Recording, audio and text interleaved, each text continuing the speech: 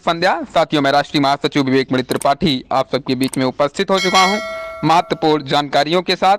सबसे पहले अनुरोध कि इसी मैसेज को हर एक दृष्टिबाधित तक पहुंचाएं ताकि हमारे साथी जागरूक हो सकें। सबसे पहले सभी दृष्टिबाधित छात्र छात्राओं को संगठन द्वारा सूचित किया जाता है। माननीय मुख्यमंत्री उत्तर प्रदेश सरकार द्वारा 5% हमारी सीट को आवास योजना, मुख्यमंत्री आवास योजना के तहत आरक्षित कर दिया गया है। सभी दिव्यांग साथियों से अनुरोध है कि अपने अपने ग्राम सभा के प्रधानों से संपर्क करके अपना डॉक्यूमेंट जमा करें। जांच के पश्चात यदि आप उस दायरे में आप आते हैं तो आपको आवास मुहैया करवाया जाएगा। यदि कोई प्रधान या कोई ग्राम प्रधान आपके डॉक्यूमेंट को नहीं लेता है, आप तत्काल संगठन को अवगत कराएं। उनके ऊपर कड़ी से कड़ी कार्रवाई करवाने का काम राष्ट्रीय दृष्टिबाधित दिव्यांग समिति करेगा, इसमें कोई दो राय नहीं है। उसके साथ ही साथ साथियों, 24 नवंबर 2020 को संगठन ने राष्ट्रीय लेवल पे मान्यता प्राप्त करने के बाद आज हमारे संगठन को यानी 24 नवंबर को हमारे संगठन को 2 साल पूरे होने जा रहे हैं। 2 साल पूरे होने के खुशी में संगठन द्वारा एक बहुत बड़ी सफलता हासिल हुई है।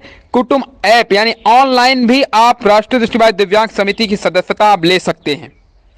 ऑनलाइन जो 24 तारीख के बाद 24 तारीख का इसका उद्घाटन करके आज सब तक प्रस्तुत कर दिया जाएगा।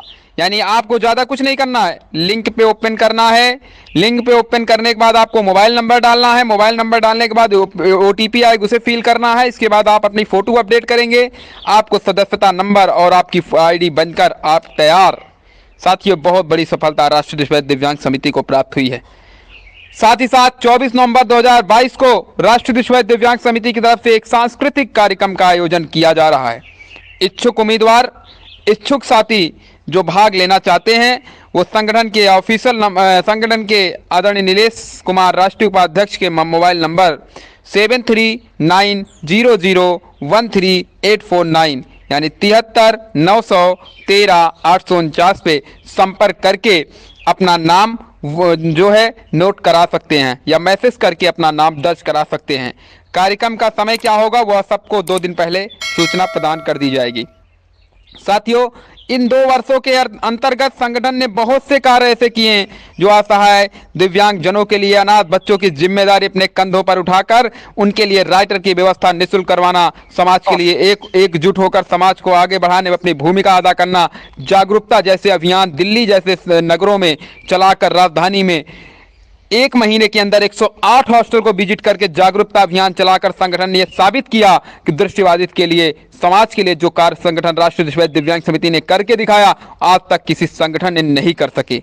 बड़े बड़े संगठन थे, आपकी आवाज़ों की बात करते थे, आपकी उसकी बात करते थे, कुछ भी नहीं कर सके। साथियों, आपको जानकर हर्ष से खुशी होगी कि माननीय मुख्यमंत्री उत्तर प्रदेश श्री योगी आदित्यनाथ जी के नेतृत्व में जो भारतीय जनता पार्टी की सरकार चल रही है, माननीय मुख्यमंत्री जी, सिर्फ मैंने एक ही बार निवेदन किया था, उत्तर प्रदेश माननीय मुख्यमंत्री जी ने हमारी बात को तुरंत संज्ञान लेते हुए दिव्यांगों की पेंशन को 1000 किया था। और मैं फिर कहता हूँ, हमारी मीटिंग हुई थी माननीय दिव्यांग कल्याण मंत्री श्री नरेंद्र कश्यप जी सर से, उन्होंने ये बात मैंने वहाँ रखा पटल पर। कुछ लोग कहते थे कि इनका संगठन बस झूठे आश्वासन देता है। जैसे ही मैंने इस बात को ऑडियो में जारी किया, 3 दिन बाद पेपरों में भी आपको ये बात दिखी, इस बात की पुष्टि हुई कि दृष्टिबाधित दिव्यांग समिति ने माननीय दिव्यांग कल्याण मंत्री से मुलाकात करके 1500 रुपये पेंशन की बात कही, जिस पर माननीय दिव्यांग कल्याण मंत्री ने सहमति जताते हुए एक मीडिया को बयान देते हुए उन्होंने इस बात को स्वीकारा कि बहुत जल्द हम दृष्टिबाधितों की पेंशन को 1500 करने जा रहे हैं। उन साथियों को मुंह में एक गहरा झटका लगा था, एक गहरा उनको चोट ठेस पहुंचा था, जो ये कहते थे कि इनका संगठन कुछ करता नहीं है।